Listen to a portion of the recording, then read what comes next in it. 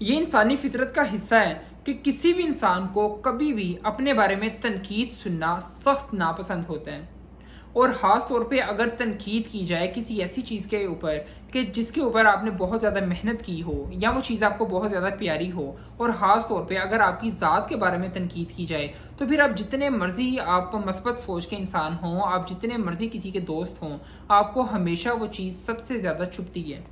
इसकी मिसाल इस तरह है कि एक अगर आपका कोई एक बहुत अच्छा दोस्त हो जो कि आपका यूं समझिए कि बचपन का दोस्त है और जिसे आप सबसे अच्छा जानते हैं और वो आपको सबसे अच्छा जानता है और आप हर एक दूसरे की बात को जो है वो बखूबी जानते हैं, लेकिन फिर भी अगर आप उसकी ज़ात के बारे में छोटी सी भी कभी बात करेंगे तो वो यकीनन आपके गले को पड़ता है। और ये इंसान अपने अंदर एक गिल्ट को हमेशा फील करता है, एक खला को फील करता है जब आप उसके बारे में कोई बात करते हैं।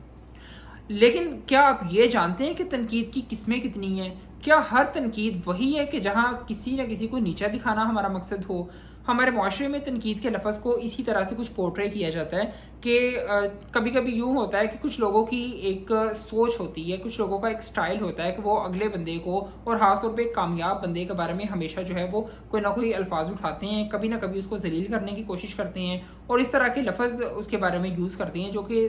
तंज़िया होते हैं, जो कि तनकीद आमेज़ होते हैं। अब लेकिन देखें, एक तनकीद की दूसरी किस्म भी है। तनकीद की दूसरी किस्म वो है कि जिसे हम मस्बत तनकीद कहते हैं या जिसे इंग्लिश में पॉजिटिव क्रिटिसिज्म कहा जाता है। ये जो पॉजिटिव क्रिटिसिज्म है ये बहुत ही ज़्यादा ज़रूरी है। यकीन करें, अगर किसी शख्स में सिर्फ़ और सिर्फ नेगेटिव क्रिटिसिज्म और पॉजिटिव क्रिटिसिज्म यानी कि मनफी तनकीद और मस्बत तनकीद के दरमियान में फ़र्क का पता चल जाए ना, तो वो इंसान अपनी ज़िंदगी में बहुत ही ज़्यादा कामयाब हो जाता है और उसे कामयाबी हासिल करने में कोई चीज़ भी रोक नहीं सकती। देखें, पॉजिटिव तनकीद आपको ज़िंदगी में वो मुकाम दिलवा देती है जो कि आपको बड़े से बड़े इंस्टीट्यूट में भी जाके पता नहीं चलता कि ज़िंदगी गुजारने का फ़न क्या है। अब पॉजिटिव तनकीद की एक मिसाल ये है कि अगर आपके माँ बाप या आपका बहन भाई या आपका कोई बहुत ही अच्छा दोस्त जो कि वाकई में आपके बारे में खैर हुआ हो, अगर वो आपको यूँ कहे कि जी देखो तुमने फ़लाँ काम अच्छा नहीं किया, अगर आप थोड़ा सा इस तरह काम कर लेते ना तो शायद ये ज़्यादा अच्छा होता। ये एक समझाने की तर्स है, ये एक समझाने का स्टाइल है। और इसे इस तरह भी कहा जा सकता है कि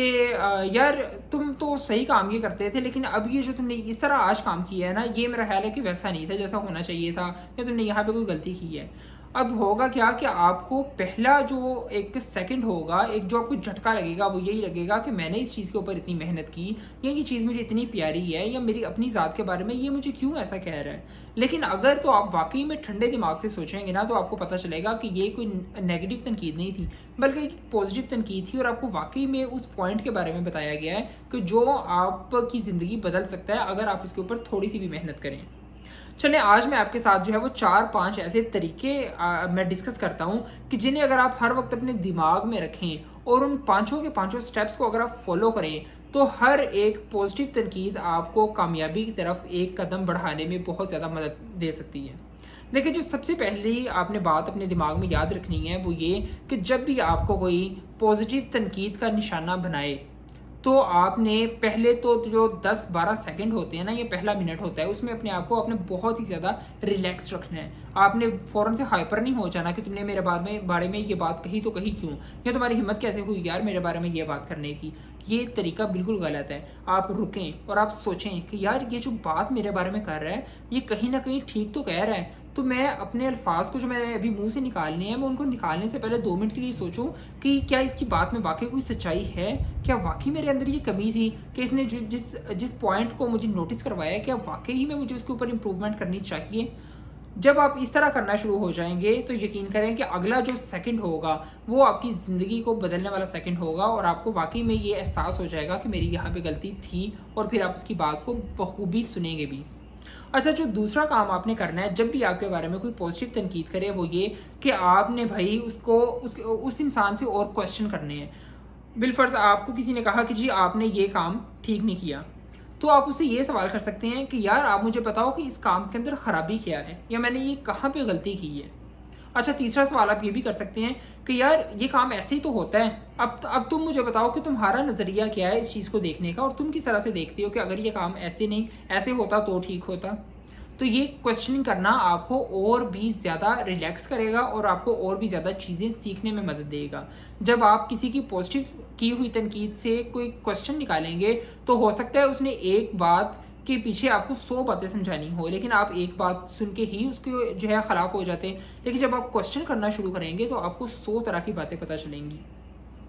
फिर आपने जो तीसरा और बहुत ही ज़्यादा ज़रूरी काम करना है, वो आपने ज़रूरी काम ये करना है सर कि आपने जो है उसका शुक्रिया अदा करना है। जिसने भी आपकी पॉजिटिव तनकीद आपके ऊपर की है, अगर तो आपने फ़र्क मालूम कर लिया कि क्या ये नेगेटिव तनकीद थी जो कि मुझे मेरी खींचातानी करने के लिए थी या मेरी टांग खींचने के लिए थी, या ये एक पॉजिटिव तनकीद थी और वाकई मेरी भलाई के लिए थी। जब आपने इन दोनों के दरमियान में फ़र्क कर लिया और आपको लगा कि ये पॉजिटिव तनकीद है, तो आपने उस इंसान का शुक्रिया अदा करना है। आपने कहना है कि भाई तुम तो मेरे सबसे बड़े मोहसिन हो, तुमने तो मुझे आज एक बड़ी गलती से बचा ली है। हो सकता है मैं ये काम किसी के सामने करता तो वो इंसान मेरे बारे में बहुत ही बड़ा कोई रिएक्शन ले लेता, या हो सकता है कि अगर मैं अपनी वर्क प्लेस पे ये काम करता तो मुझे जॉब से निकाल दिया जाता, या हो सकता है कि अगर मैं किसी रिश्ते के अंदर ये काम करता तो मेरा वो रिश्ता हमेशा के लिए ख़राब हो जाता। तो आपने उस इंसान का अब शुक्रिया अदा करना है। और एक बात याद रखिएगा कि जब भी आप किसी इंसान का